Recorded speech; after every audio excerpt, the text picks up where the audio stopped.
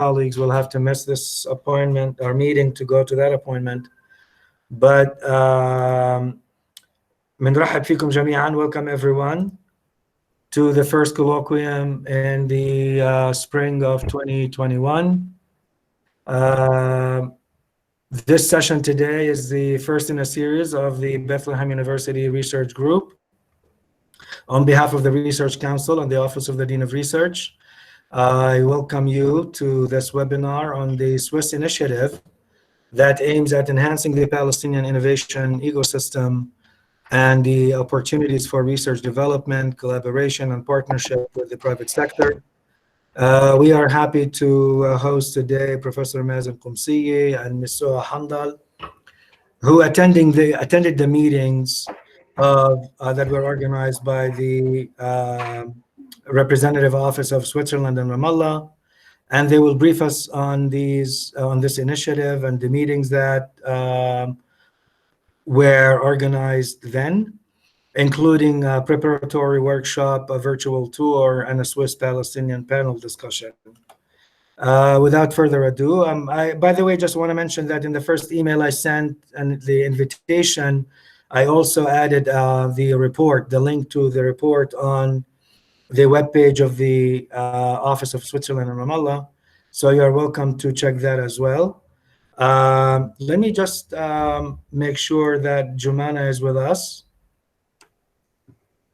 Jumana was here, but I think she left. Okay, I was hoping that Jumana would also speak briefly about this initiative. If she comes back, we'll ask her to do it. Mazin and Suha, the floor is yours. تفضلوا. اوكي بدك احكي بالعربي ولا بالانجليزي يا جميل؟ في حدا هذا اللي بريحك. احنا عندنا brother Peter Bray في المجموعة، عندنا Elizabeth. If you feel switching, okay. It's up to you. I'll talk in English and I'll be fairly quick about it. What I want to do here with Suha is we want to show you a bit about what was presented there. And then since the presentation, which were on 20th of October and 4th of November last year, there has been additional development, including they told us about this in the meeting, that the Swiss had issued the new calls, and they have just recently, in January, they put the strategy for 2021 to 2024 for funding for Palestinian higher education, innovation, and research. So we will talk briefly about some additional things. But first, I want to tell you that the Swiss are pretty impressive in their ecosystem for research and development. There's also a lot of support for research and development in Switzerland from the general public. They have many centers. These are the higher education landscape in Switzerland, with the various universities and various research hubs. There's at the political level, there's a federal council that oversees some of this, including the Swiss Science Council, etc. The Federal Department of Economic Affairs, Education and Research. Here in Palestine, of course, we have an issue with research and development. If you look at this graph, for example, publication intensity for Palestine compared to other Arab countries, we have an issue.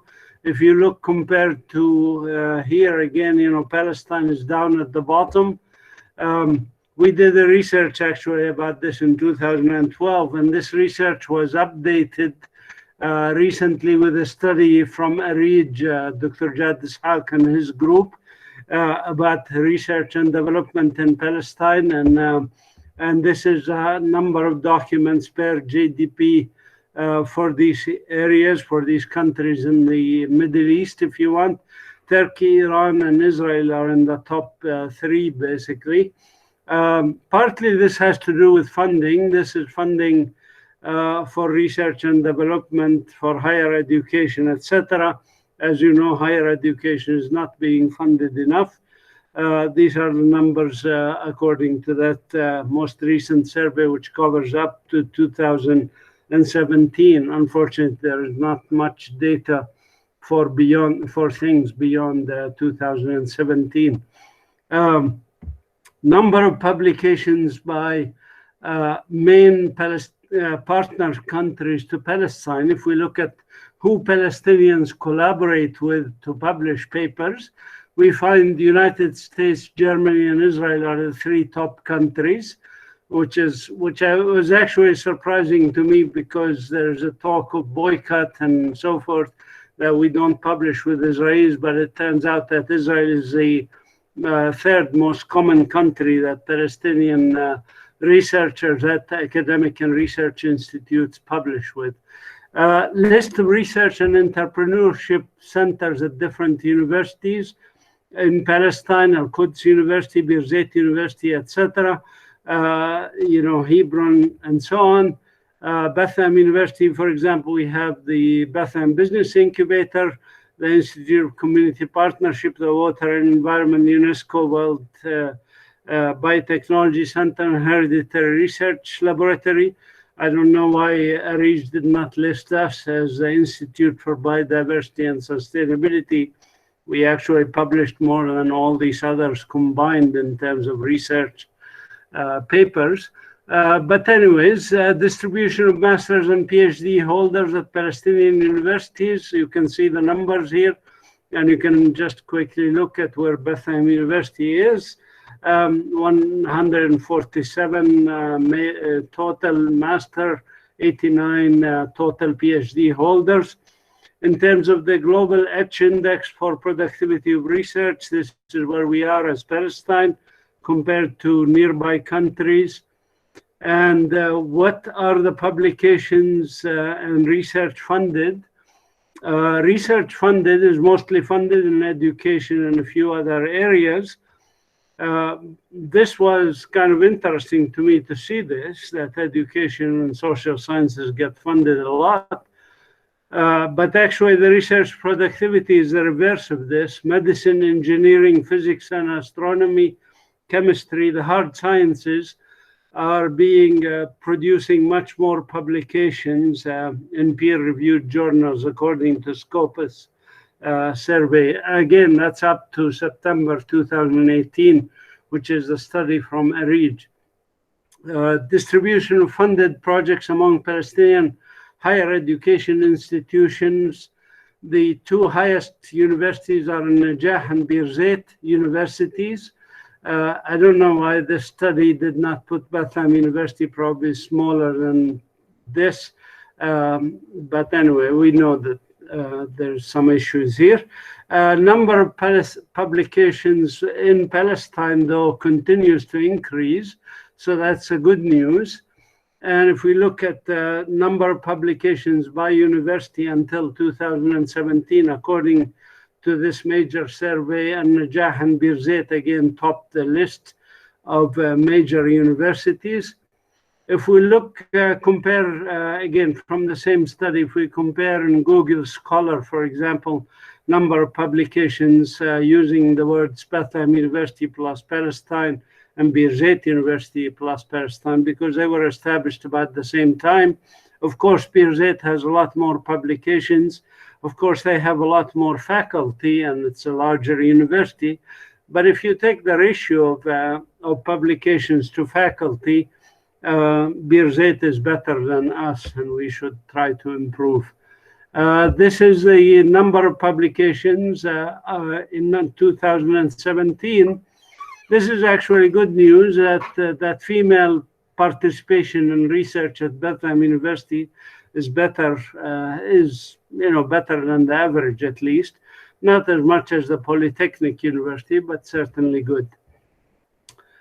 Centers of Excellence. The Ministry of Higher Education supported 7 centers of excellence and gave them money, basically. And these are the centers of excellence. Unfortunately, there's no centers of excellence supported by the ministry at Bethlehem University.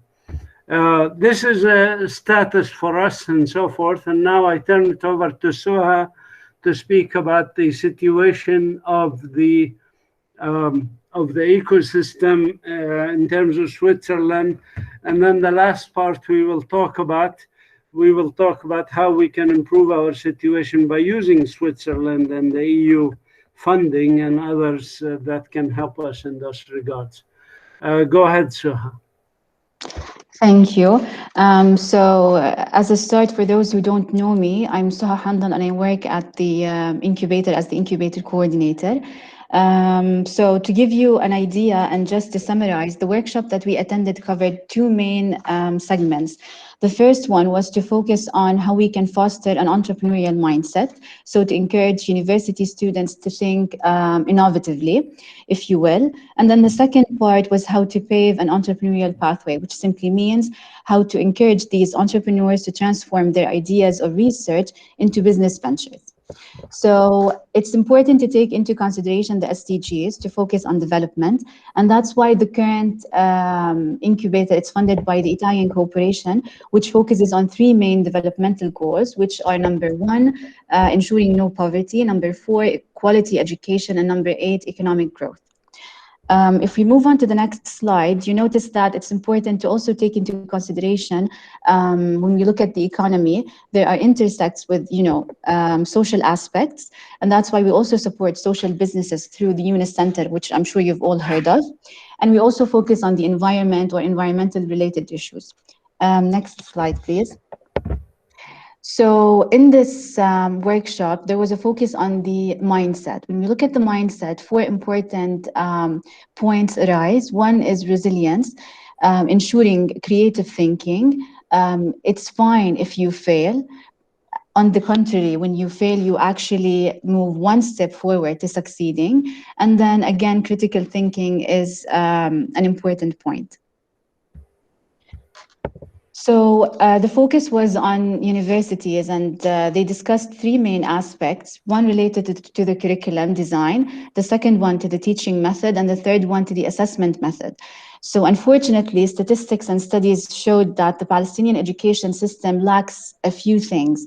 So in terms of the curriculum, they found that it's actually foreign and it's not applicable, not to mention that it's also old. When we look at the teaching methods, unfortunately, the practical trainings are insufficient and they don't foster creative thinking. As for the assessment methods, when we talk about examinations, projects, they don't encourage students to think creatively and outside the box. So these are a few things that were found. And if you look at the left side, the best practices are some things that we need to work on to simply foster more creative thinking. Now, in this slide, you notice that they also highlighted important skills that, let's say, boost the critical thinking of the students. So one important thing to focus on is the analysis, synthesis, and evaluation.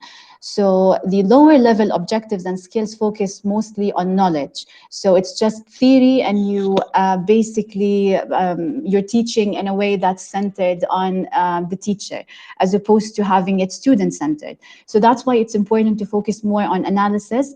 In synthesis, we focus on having experiments, and this applies more to the STEM field. So focusing on the science, technology, engineering, and mathematics field, which is also important in helping people learn more in a creative way. So when they look at current problems and they try to find solutions for them.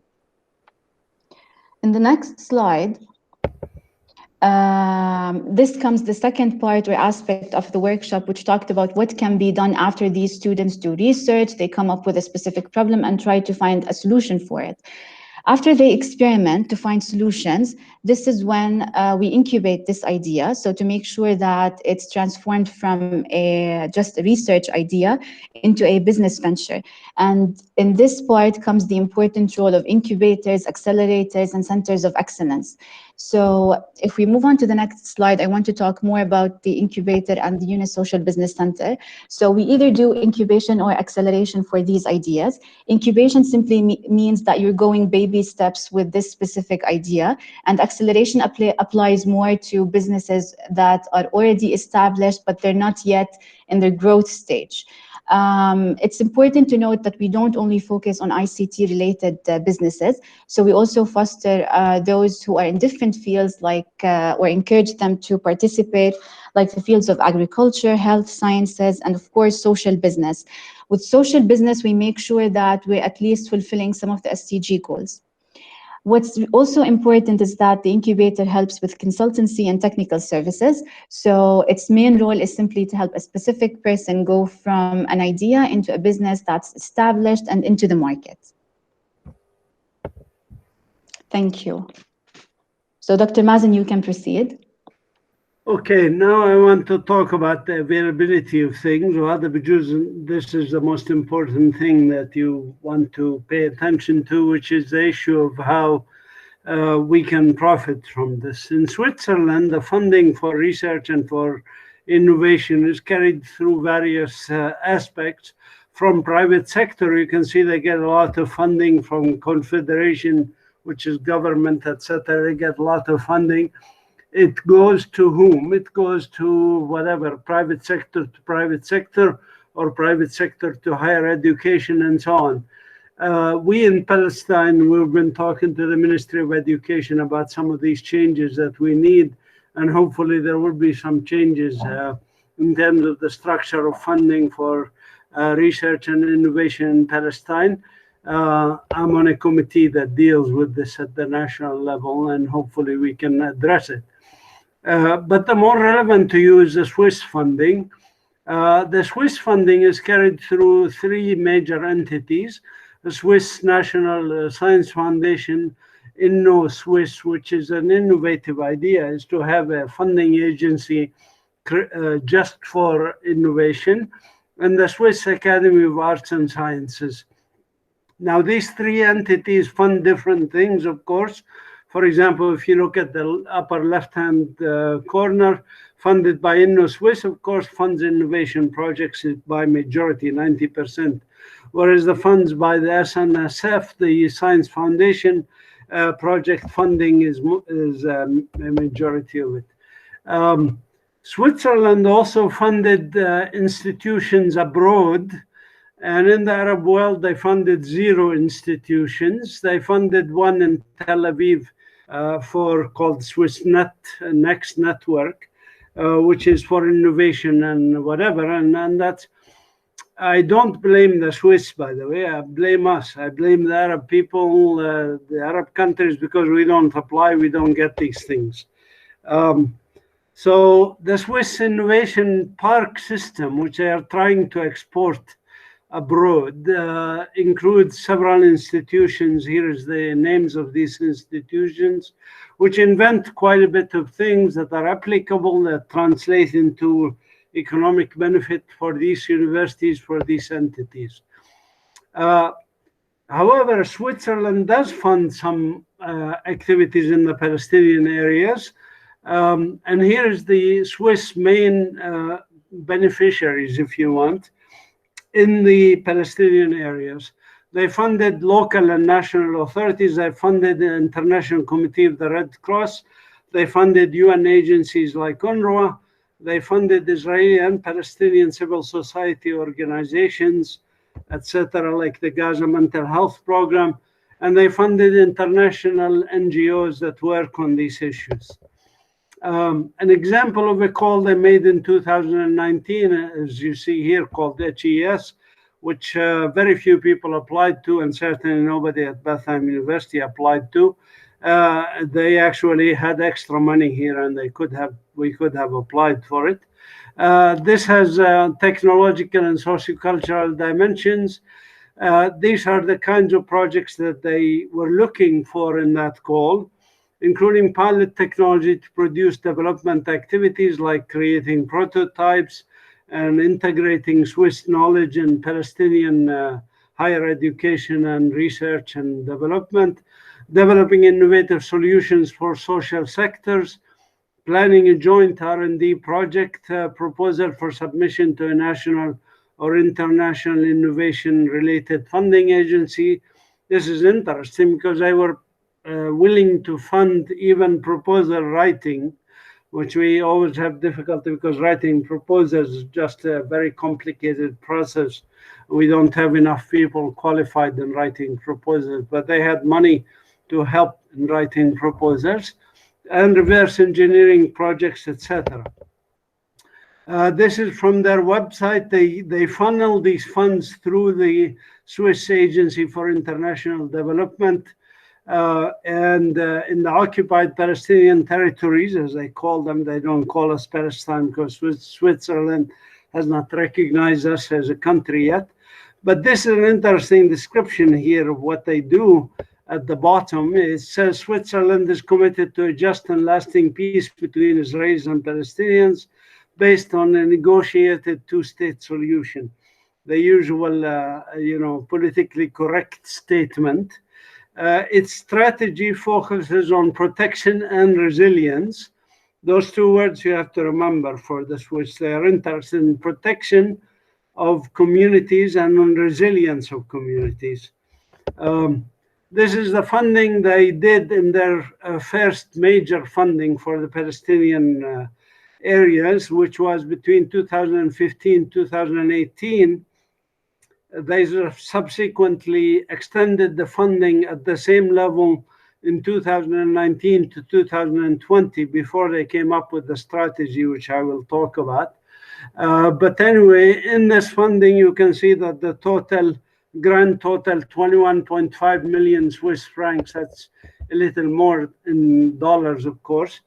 So we're talking 24 million or so US dollars that they submitted to Palestine. And these are the priorities they put in that first strategy, which was rule of law, protection, local government, agroeconomic development, and then, of course, the humanitarian aid, like through the Swiss Cooperation Office and the humanitarian multi-funding agencies. Now, this was for 2015 to 18, and as I said, they extended it automatically to 19 and 20 because 20 also, the COVID-19 didn't allow them to come up with a new strategy. So the new strategy, 21 to 24, which they published just last month, this one focuses North Africa and the Middle East. That's us, basically, Arab world, and Sub-Saharan Africa, Asia, and Eastern Europe. And there's links if you want. I sent this presentation to Jameel, and you can share it if you want with anybody who wants it. The total that has been earmarked for international development from Switzerland is 11.25 billion. For the Palestinian areas, I think it's about 30 million Swiss francs a year. So there is actually a lot of money available, much more than was available, let's say, in 2020. Their thematic areas, though, changed, and this is an important point to understand for the new funding rounds.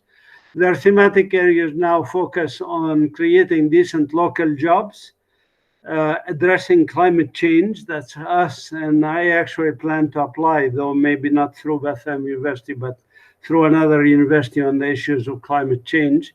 And they're reducing the causes of forced and irregular migration, and working to promote the rule of law. These are the 4 priorities that the Swiss has decided to fund for the new round of applications.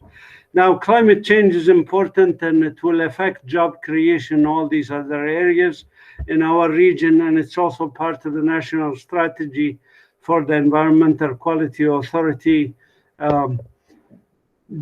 The point, last point I want to make is regarding, well, not the last point, but this point about the applications to the Swiss and the Europeans. You know, Switzerland is in the middle of the EU countries, but it follows similar systems like electronic submission of applications.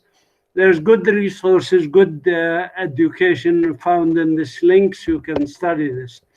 Now, when I presented to the Arab communities about the Arab universities about this, we talked about the importance. The Arab world has decided on a strategy which actually fits within the Swiss strategy. Here's the Swiss strategy, which is higher education institutions sit in the middle of development, if you want. There is the ecosystem support organizations like NGOs, etc. There's the private sector, and there's the government. These are the 4 entities. And in this conference that Suha and I attended, they came up with recommendations that basically fit within the Arab world strategic alignments, within the EU strategic alignments, and also within the Swiss strategic alignments, which is that higher education institutions are critical and development of higher education institutions are critical. It includes, as Suha said, upgrading curriculum, restructuring teaching methods, etc. And Bethlehem University is now in the process, hopefully, of changing its structure after we get this consultancy feedback, so that we would have a much more modern structure that would reflect the needs of our societies. In terms of the private sector, we really have to involve the private sector. Unfortunately, Palestine does not have a thriving private sector like in other countries. We are under occupation after all and all of this. But nevertheless, the venture capitalists, if you want, in Palestine can certainly benefit from our resources. And I know at least several successful projects when I was serving on the Higher Council for Innovation and Excellence a few years back, that there were several initiatives that turned out into successful companies, and Suha also works on these areas. Ecosystem support organizations like NGOs, etc., we have to work with them, and we are working with them. For example, here at the Institute for Biodiversity and Sustainability in the Museum of Natural History, we work with several NGOs. Mazin, can we finish in 4 minutes? Excuse me. Yeah, sure. Okay.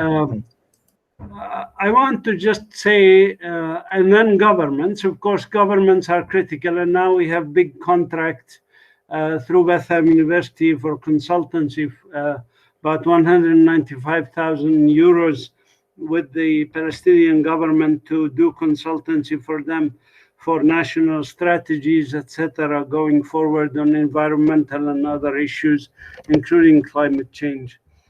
The last point I want to make in maybe a minute or two is that innovation can come only from individuals, and individuals are around who invent things. For example, Pluto was discovered by this 23-year-old farmer, basically, who was curious. This is Sana'at Allah, for example, the first Palestinian biologist in the 1960s, who unfortunately was killed in a car accident when he was 27 years old. But by then he had published 12 papers, and we published his PhD thesis posthumously and after he died. And so he became 15 publications. This is my son, Danny, who invented this book scanner. Here he's sitting with the Minister of Education in a recent meeting last year when we had a get-together about these things. This is Muhammad Abu Sarhan, who did some publication when he was an undergraduate student. Same with Ilyas Handal, who are here on this call. Rina, for example, has also published several papers, and others who are working with us. Bottom line, this is basically the success that I think needs to be emphasized in terms of both for fundraising and for other areas of life. Show up to these events like the workshops. I mean, I'm surprised not many people show up to these sessions that Dr. Jameel, works very hard to put together. If other faculty in the university show up and listen, they could benefit, they could profit, they could publish, they could whatever, they could get grants for anything. So showing up and networking, teamwork and collaboration is critical. Learning as a lifelong process, not just teaching and regurgitation. Leveraging the resources local and global, including now the IT and all of these things. And focus on the needs of our society. Always get involved in society what it needs.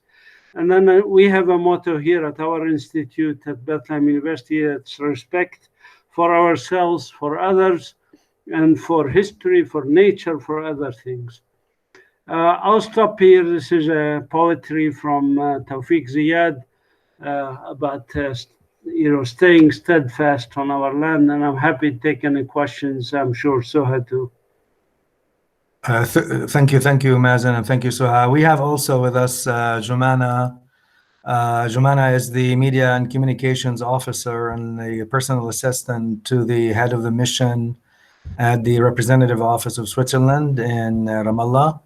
I asked Jumana to join us and to tell us a little bit more about her work and some of the opportunities that some faculty members and researchers can apply to, if there's any. Jumana, would you mind introducing yourself and tell us a little bit more about your work? Sure. Hi, Jameel. Hi, everyone. Thank you for this presentation, and thank you for taking the time to really kind of highlight the Swiss kind of context with regards to, or in relation to, everything that's happening here in innovation. I think that one thing that I just wanted to highlight in reflection on what Mazin was saying was that this report that was compiled, it is in fact a reflection of the local Palestinian ecosystem, and it's not the strategy of Switzerland. The idea behind the project that we did, which was the first project in innovation launched by the Representative Office of Switzerland in Ramallah, as your colleagues also mentioned, was really to delve into the needs of the local Palestinian innovation ecosystem from the perspective of the mindset and the entrepreneurial path. And then we did this preparatory workshop, and we let the participants themselves, who were composed of university faculty, innovation enablers, and some governmental relevant stakeholders, they themselves came up with the content that was compiled into this report. So in reality, this report is for the ecosystem. It is indicative of what the ecosystem is going through and what the local ecosystem needs.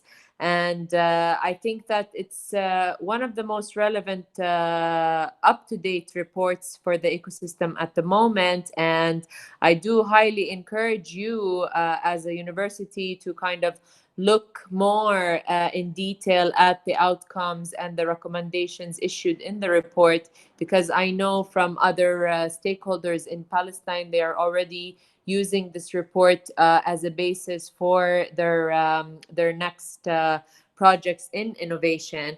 And I think I just want to highlight again that this was a small initiative from the office. The office, the REP office in Ramallah, only does like small scale projects. And as Mazin mentioned, the big bulk of the funding from Switzerland does come through the Swiss Development Cooperation Office. And everything that you had mentioned with regards to that is because the development cooperation focuses on development and all aspects pertaining to development. And so now with the new strategy, which our office is also kind of trying to be in line with, there is a hope and a will to be more engaged in the innovation scene, and hopefully to also engage vis-a-vis the higher education institutions, which we have found from this report that they are the main actors, if you may, in really changing the entrepreneurial mindset and supporting the entrepreneurial path. And that being said, we should learn from the Swiss experience on how the higher education and the private sector kind of does go hand in hand. And this is why this was highlighted also in the report, because I think this is something that the local ecosystem has highly encouraged because of its benefit. And another thing to keep in mind is the fact that Palestinian university institutions, they really see the most of the local youth. We know that Palestine has such a high rate of higher education graduates, and you know it's a means to be utilized to further encourage entrepreneurship and innovation. And I think just with regards to the leading house MENA, the HESO, This is an ongoing kind of grant.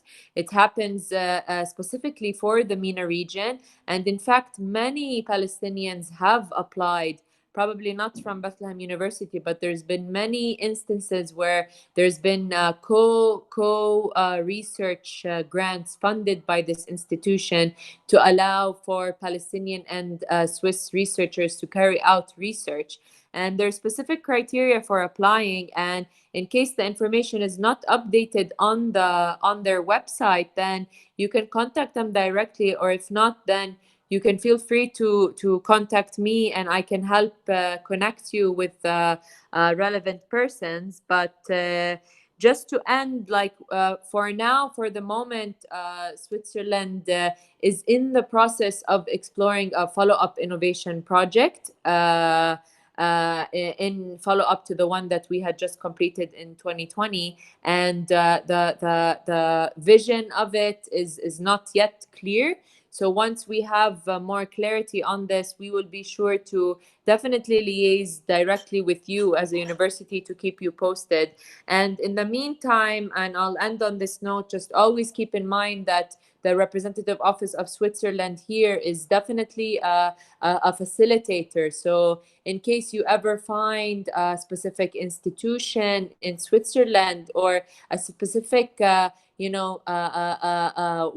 that you want to kind of utilize the knowledge of Switzerland to the benefit of the Palestinian, higher education institution or ecosystem, innovation ecosystem, please feel free to contact us, and we will happily try our best to facilitate linkages, facilitate knowledge transfer, especially now so many things are becoming more virtual, more accessible. And the fact of the success of our project and the virtual tour that was conducted only proves that we can really jump on this train and make the most use of it until we can travel again, and hopefully I'll go to Switzerland and see what's happening there on the ground, and then bring back all of this knowledge to Palestine. Thank you. Thank you so much. I really appreciate these comments, Jumana, and hopefully we'll be in touch in the future when the new round will be announced, so we can also involve BU faculty members here and researchers. So I'll just open the floor for questions. Anybody has any question or comment to make? Let me just add something quick. Thank you, Jumana. I just wanted to, I remembered I didn't say this, but we at Bethlehem University had collaboration with the Swiss on a number of occasions. For example, one person who was doing his master's degree in Geneva came here and did his practical thesis work here at the Institute at Bethlehem University, and his thesis is brilliant. It's about aquaponics and aquaculture and how they can benefit Palestine. Is Swiss national. And then we had the collaboration with the Geneva, city of Geneva, and Zoe International about climate change. And now we're doing a third project on climate change with this group to do 3D animations. And that was also going to be funded by from Switzerland. So we had a number of successful collaborations, and I want to urge you to take up Jumana on what she said. Is if you have any questions, contact her and try to get on the websites. I mean, most of the information is available on the websites, but please partake of possibilities of collaboration with the Swiss. They are really very meticulous people, and they work carefully, and they produce good results that benefits our society. Thank you. Okay, thanks, Mazin. Anybody would like to comment or ask a question?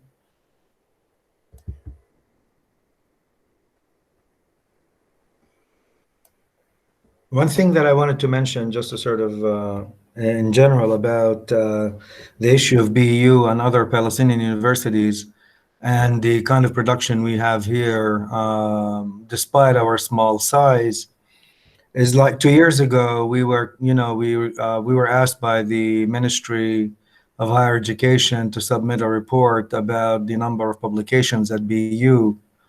And I received a call from one of the staff members there who asked me, "Are you sure about these numbers?"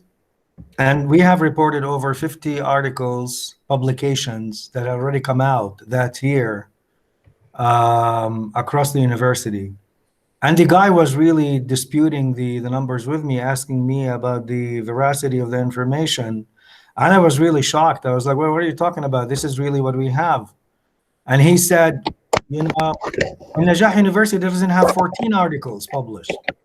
So I think that despite the problems we have and the small size we have and the disparity in the publication in the across the university, which colleges are more involved or not, there is work getting done here, and we have a lot of people who are involved in research and scholarship. We would like to involve more, and hopefully if we can work with our Swiss friends on training the many of our faculty members with master's degree to get a terminal degree in their fields of specialization, that would be really a boon for us. We really need to move into that direction, in addition to any collaboration on current research projects that we may have. But there are possibilities, and unfortunately, we are competing with different people today on different workshops. But hopefully, we'll be able to post this presentation online and get more people interested in what the Swiss government is doing to support research in Palestine. So, any questions or comments from our participants here? Jameel, may I make a comment about what you just said about Yeah, the go ahead, sure. publications? I mean, I think it's very critical that when we measure publication productivity is we look at indexes that are highly recognized, like Scopus, citations, or H-index, and so forth.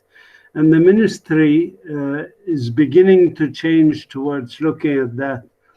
And actually, in a couple of years, they will stop asking for feedback. The reason for that, and you are familiar with this also, when you send, for example, to faculty saying, please report to us on your research publications or whatever, most of them do not, or many of them do not. And this is a problem in reporting. So it's and including, you know, especially the very busy faculty, they don't have time to fill out forms locally or internally. So there is better indices for looking at research productivity. And I urge us to at least go through the exercise at some point of looking at citation index, for example, for Bethlehem University, for sciences, for social sciences, for whatever, and compile the data on this to get a clearer picture of the citations. Yeah, that's a good point, but also doesn't mean that we can compare ourselves to everything that is published out there. I agree, and you have to remember that we are only 5 small colleges compared to many other colleges that they have there. So just simply to talk about the ratio of the numbers of publication for faculty member doesn't really resolve it. I guess it would be better to go down and break down that table and to sort of compare colleges, you know, the College of Education vis-a-vis other colleges of education, the College of the Humanities and Arts, etc. That's what I mean. That just a sort of a general blanket comparison doesn't really help. Okay. Any other sort of question or comment?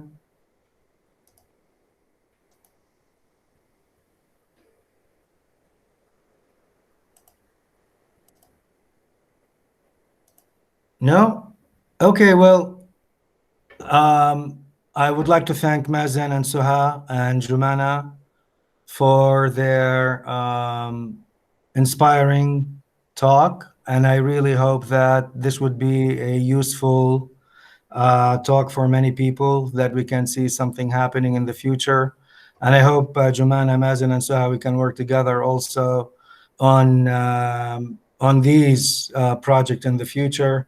And Jumana, please stay in touch with us, send me information whenever it becomes available, and I'll sure be contacting you once in a while just to see if there's anything that we can benefit from your work. One thing, though, I wanted to mention that the report, I have used it this week, at least one page from it, and I shared it with a committee that is working on the senior research papers and their guidelines, which was basically the emphasis on research at the undergraduate level. I thought that was really a good point in the report that needed to be emphasized. So again, we are using the report, and hopefully we'll try to think about how we can incorporate it and apply it more in the incubation project and other projects at the university.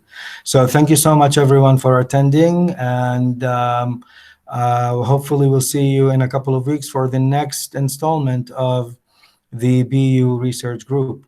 Take care, everyone. Bye.